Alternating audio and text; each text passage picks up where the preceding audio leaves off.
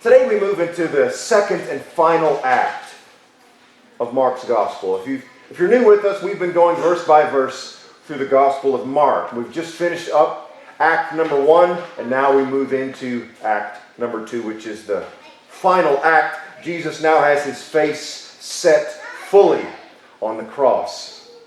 Now, last week we saw the spiritual blindness of the Pharisees and of Jesus' own disciples. But don't think for 1 minute that Mark is now moving on to something totally different. Don't think for 1 minute that this story is not connected to the spiritual blindness of the Pharisees and the spiritual blindness of his disciples. You see, after Mark has just shown us two groups of people who are blind and cannot see, Mark now shows us a blind man who can. Let us now turn to Mark chapter 8, and we will look at verses 22 through 30. Verses 22 through 30. If you don't have your Bible with you, these verses are in the bulletin. Verse 22.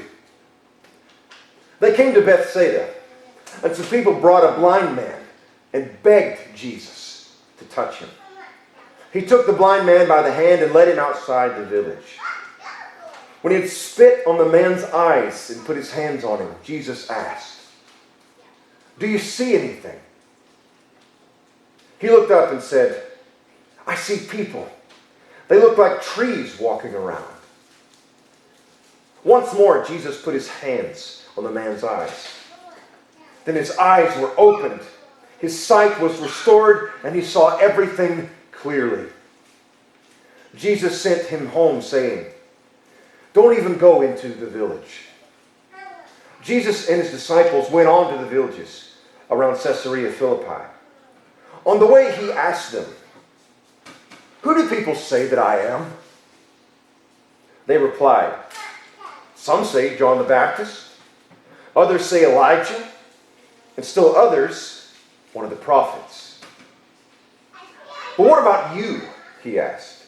"Who do you say I am?" Peter answered, "You are the Messiah." Jesus warned them not to tell anyone about him. This is God's word. Now, at first glance, this healing is kind of odd, isn't it? It appears that Jesus' first attempt at healing this man didn't work. Right? So he put his hands on him, he spit into his eyes, and he says, "What do you see?" The guy's like, "Well, I see some people, but they kind of look like trees walking around." And Jesus is like, "Oh, man, let me try it again." So he does it again, and then, okay, the second time is the charm. All right, now he can fully see.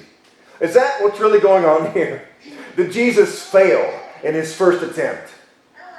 No, sir. He did not. He did not. You see, every commentary I have on Mark, and I have a bunch, they're all saying the same thing. When all commentaries are saying the same thing, it's probably legit. Probably pretty significant. They are saying that Jesus is using the healing of this man to teach an important lesson. To teach an important lesson. You see, this real-life healing actually becomes a living parable. Becomes a parable. You see, as I told you, the last two stories that we just read last week of the spiritual blindness of the Pharisees and the spiritual blindness of the disciples. See, they're connected. They're connected to this story. This was a real story, for sure, but it becomes a parable for us. Jesus is teaching us something super, super important with this healing. What is he teaching us? Well, it has 4 parts to it. Number 1 in your outline. We are all spiritually blind. We are all spiritually blind. Now, we have seen several healings so far in Mark's Gospel. And it's really interesting that in almost all of the healings, Jesus does it a little different way. The method is a little different each time. Sometimes he's got mud, and he's putting in people's eyes. Other times he's spitting in their eyes. Other times he's spitting on his hand and touching tongues. Other times he just thinks it. He doesn't even say anything. He just thinks it and he says, go home, your daughter's healed. Right? So there's all these different methods. He just doesn't do it the same way each time. Now, why is that? What does that mean? Well, first of all, it means the creator of the universe. We must understand that the creator of all things, heaven and earth, he doesn't need to do anything to heal someone. You see? He doesn't need to spit on his hand or spit into someone's eyes. He doesn't have to do anything to heal someone. So, the various methods that he used cannot be for him. They cannot be. They must be for the person he's healing. And they must be for the audience, which includes you and me. We are the audience too. We weren't here in the first century, but we are here now in God's living word. So they're for the person and they're for the audience. And so here Jesus spits on the man's eyes. And it takes him 2 tries to fully heal his eyesight. And he's teaching us something really important here. What is that? Well, we have to put this story again in context. This is not an isolated incident. The previous story is clear that not only are the Pharisees spiritually blind, they cannot see who Jesus is or why he has come, but so are Jesus' own disciples. Isn't that incredible? Jesus' own disciples, as we saw last week, are blind to who Jesus is and why he came. So, this man in our story today is a symbol for everything Jesus taught in the previous story. He is a symbol of the Pharisees, a symbol of the disciples, and a symbol of you and me. We are spiritually blind. And the depth of our blindness is very deep. It's very deep. Why does it take Jesus 2 tries to heal the man? Jesus is teaching that our spiritual eyes don't get to 20/20 in one instant. They just don't.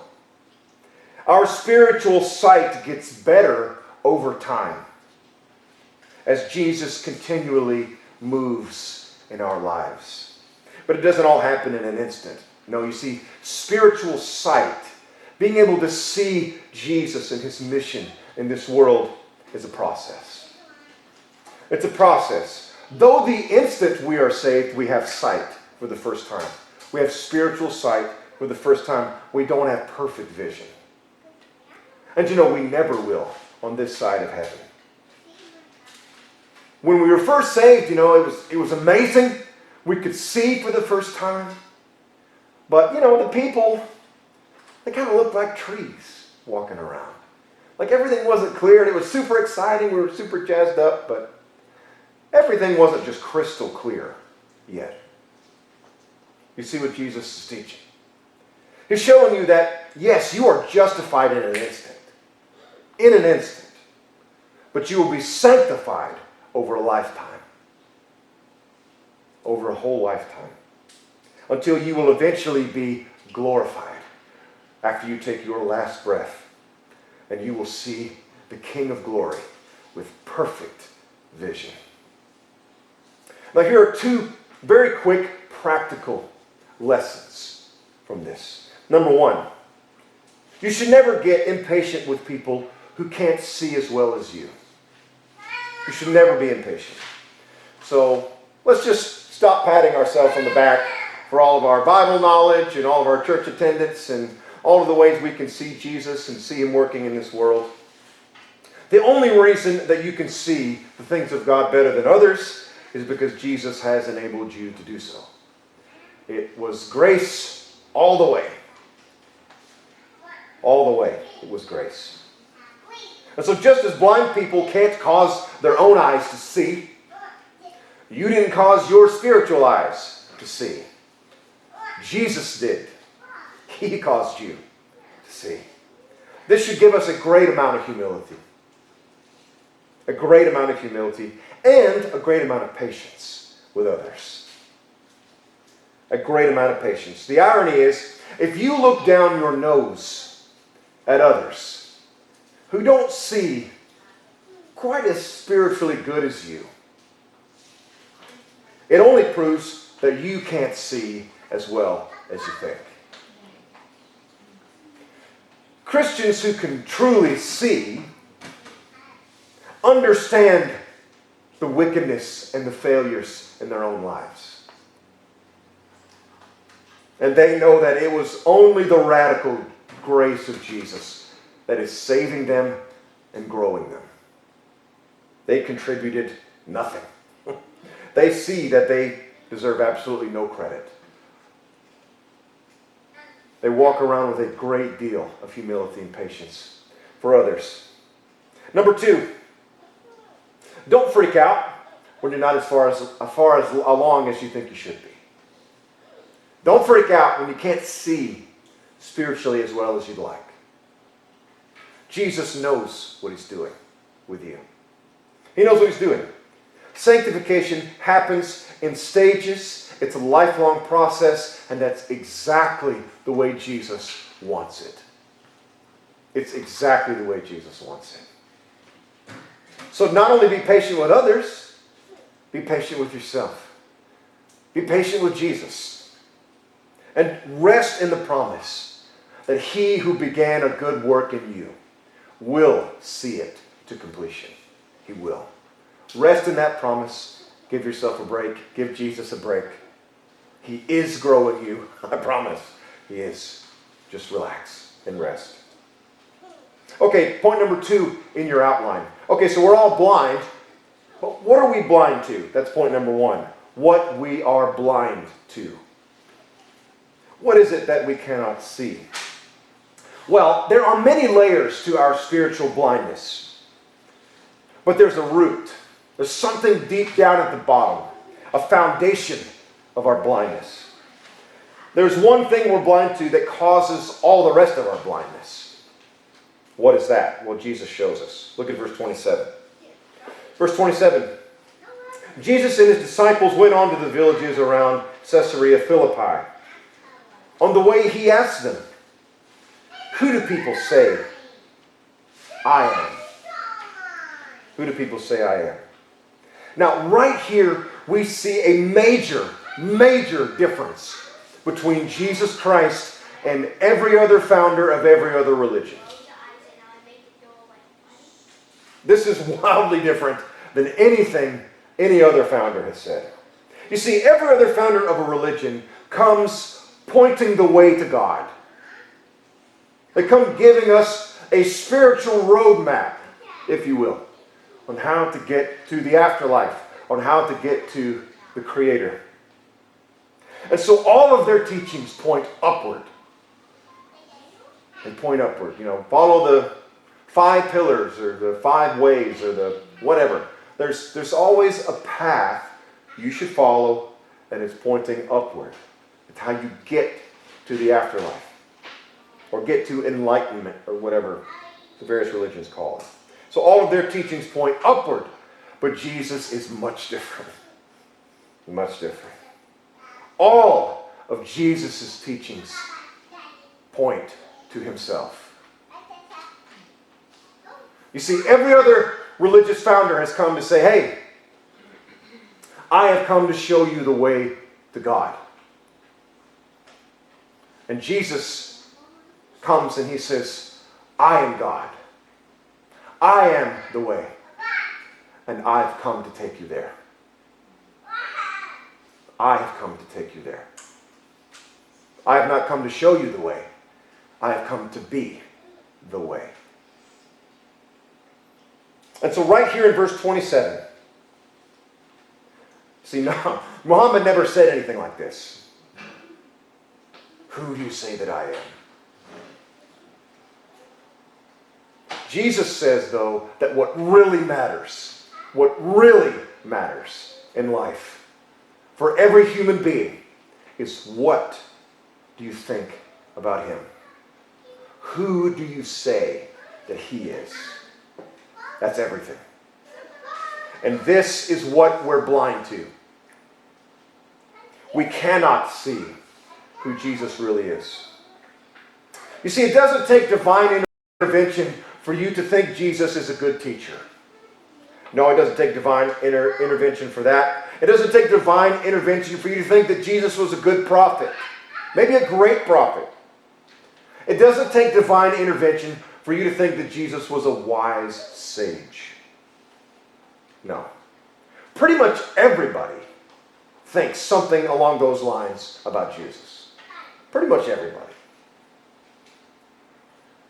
But it does take divine intervention for you to come to believe that Jesus is God in the flesh. It does. And it takes divine intervention for you to see what this God in the flesh has come to do. On your own, you will never, ever reach that conclusion. The conclusion that Jesus is God in the flesh and he's come to save you. You'll never get there. Look at verses 28 and 29. They replied, well, some say John the Baptist. Others say Elijah. And still others, look here, one of the prophets. But look how Jesus responds to that. Verse 29. But what about you? What about you? Who do you say that I am? And the word you in the Greek here is very strong. He puts the emphasis on you. Who do you say that I am? Jesus makes it personal with his disciples. And how does Peter answer? He says, you are the Messiah. In the Gospel of Matthew's more detailed telling of this event, after Peter declares that Jesus is the Messiah, the Son of the living God, Jesus replies and says, blessed are you, Simon, son of Jonah, for this was not revealed to you by flesh and blood, but by my Father in heaven. You see, Jesus didn't give Peter any credit. He got the right answer, but he gets no brownie points. No brownie points for the right answer. Jesus is thrilled with the right answer, but he knows right away where it came from. Yes, Peter, you're right. But you didn't figure that out. My Father told you who I was. Peter did not put two and two together and conclude that Jesus was the Son of God. He did not. The only reason Peter saw who Jesus was is because the Father gave him eyes to see. That's the only reason. And it's the same with you and with me. I know your conversion story, it might seem like you figured it out. It might seem like you put two and two together. You read the books, you went through the Bible study, you read the Gospels, and then, light bulb went on, I figured it out. No, you didn't. No, you didn't. You were blind, and the Father made you see. That's what happened. Point number 3 in your outline. So that's what we're blind to. We're blind to who Jesus is, but why? Why we are blind is point number 3. Why we are blind. Why are we so blind to this? Here's why. Because if Jesus is king, that means we're not. We're not king. And that's something that we cannot accept. We will not accept that. It's the same thing that happened to Adam and Eve in the garden. It's exactly how they were tempted. They had no problem abstaining from eating the fruit until what? Until the snake told them that they could be like God.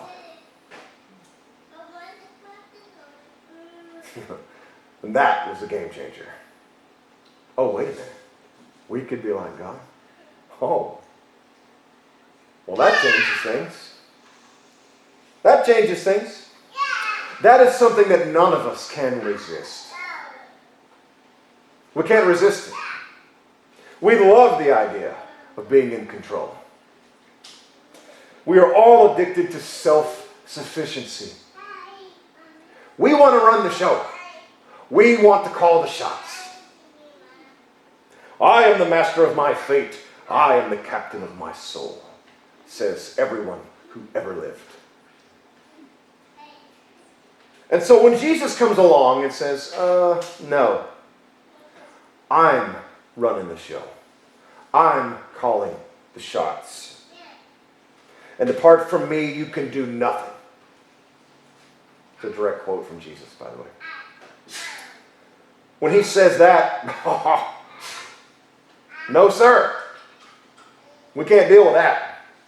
I'm getting along just fine without you. Thank you very much. We just refuse to believe it. We refuse. Jesus can't be God. I'm God. I'm the God of my life. We can't see Jesus because we're so busy looking in the mirror. And how beautiful and wonderful we are. We just can't stop looking at ourselves. We are fully addicted to and controlled by self-centeredness and pride. And we're like the alcoholic who says, yeah, I drink some, but I can stop anytime I want. Actually, no, you can't. You are addicted to yourself. Addicted. And that brings us to our last point. So we are blind. We are blind to who Jesus is. And we are blind because we want to be blind. We want to run our own show. So point number 4, how we can see. How we can see.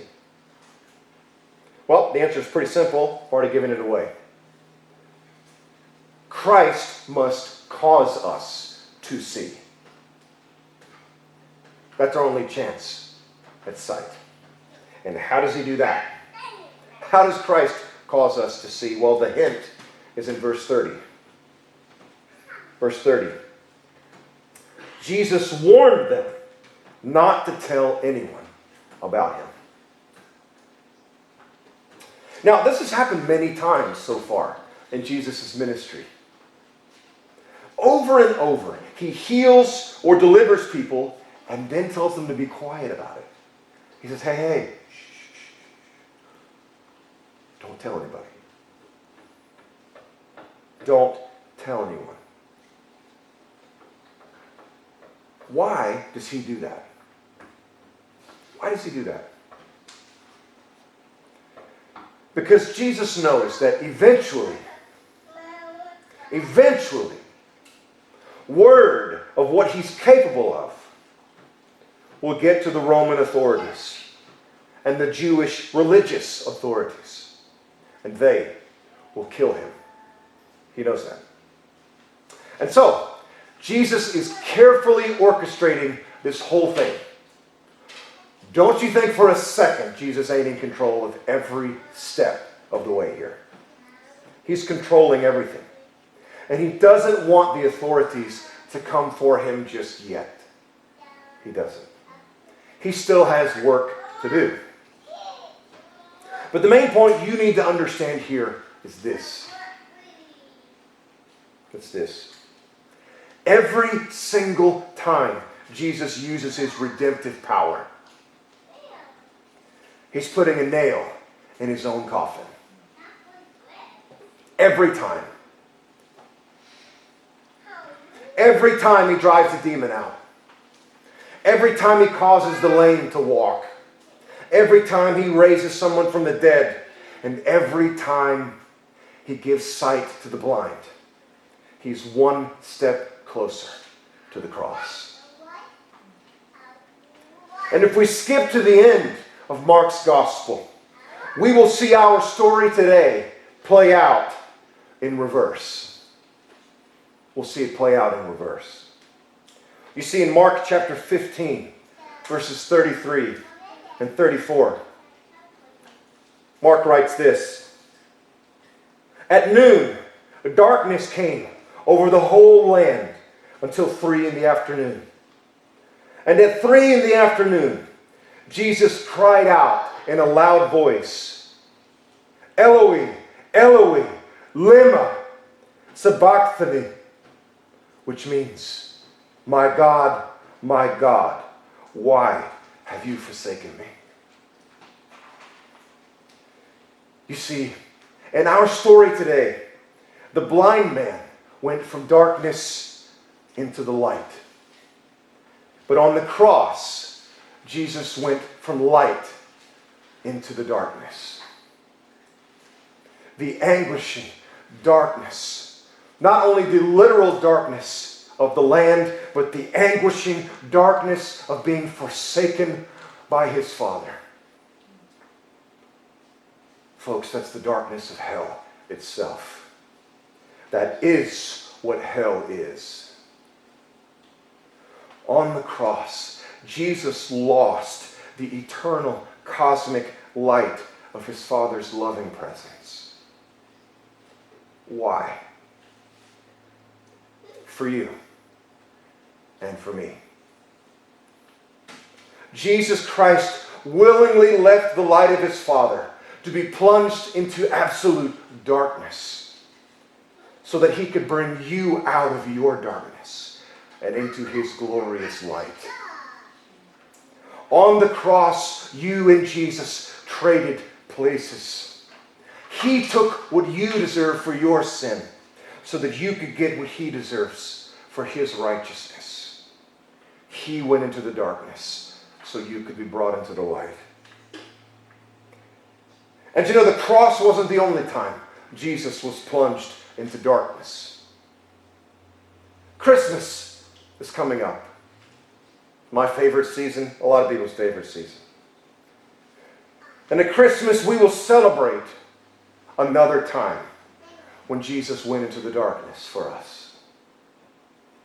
Lucy Shaw wrote a poem about this from Mary's perspective.